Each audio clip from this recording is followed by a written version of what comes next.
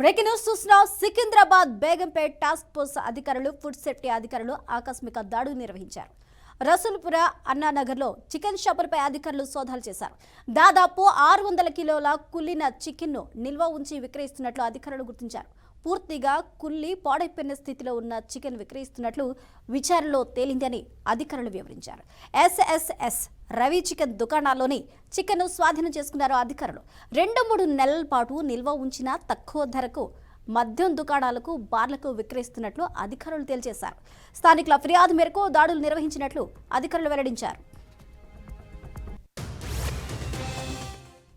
ఇదే అంశానికి సంబంధించి పూర్తి అప్డేట్స్ ను మా ప్రతినిధి తేజ అందిస్తారు. తేజ, మొత్తంగా చూస్తే హైదరాబాద్ చికెన్ బిర్యానీ అంటే ఏ స్థాయిలో ఫేమస్ అనేటువంటిది మనందరికీ తెలిసిందే. హైదరాబాద్ చికెన్ బిర్యానీ అంటే కేవలం తెలంగాణ వాసులే కాదు, ఇతర రాష్ట్రాల నుంచి ఇతర దేశాల నుంచి వచ్చే వాళ్ళు కూడా ఏ స్థాయిలో కూడా లొట్టలేసుకొని తింటారు అనేటువంటిది మనందరికీ తెలిసిందే.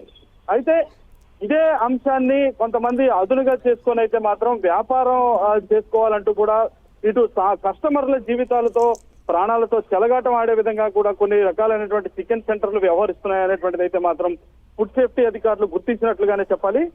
ప్రత్యేకంగా హైదరాబాద్ రసూల్పురాలో ఉన్నటువంటి ఈ ఎస్ఎస్ఎస్ అంటూ కూడా అంటే ఈ సాయి చికెన్ సెంటర్ గా చెప్పబడుతున్నటువంటి అన్నానగర్ లో ఉన్నటువంటి చికెన్ సెంటర్లు అయితే మాత్రం 600 కేజీల వరకు కూడా ఉన్నటువంటి అంటే కుళ్ళిపోయి పాడైపోయినటువంటి చికెన్ అయితే మాత్రం విక్రయిస్తున్నట్లుగా కంటోన్మెంట్ ఫుడ్ సేఫ్టీ అధికారులు అయితే గుర్తించారు. దీనిపైన చాలా సీరియస్ గా కూడా ఉన్నట్లుగానే చెప్పాలి. ఎందుకంటే దీనికి కొన్ని రసాయనాలను కలిపి దాదాపు 3 నెలల నుంచి కూడా ఈ విధమైనటువంటి చికెన్ ను నిల్వ ఉంచడమే కాకుండా ఈ ఏవైతే బార్ అండ్ రెస్టారెంట్లు ఉంటాయో ఈ బార్ అండ్ రెస్టారెంట్లకు చాలా తక్కువ ధరకు విక్రయిస్తూ కూడా వీళ్ళంతా కూడా ఇటు కస్టమర్ల జీవితాలతో చెలగాటం ఆడుతున్నారు.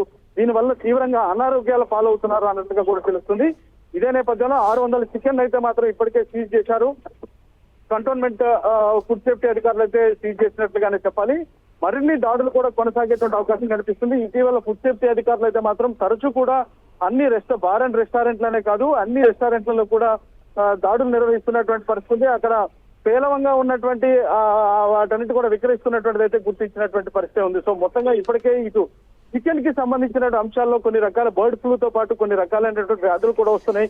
ఇప్పటికే తెలంగాణ ప్రభుత్వం ఒక హెచ్చరిక కూడా జారీ చేసినటువంటి పరిస్థితులు కూడా చూస్తున్నాం.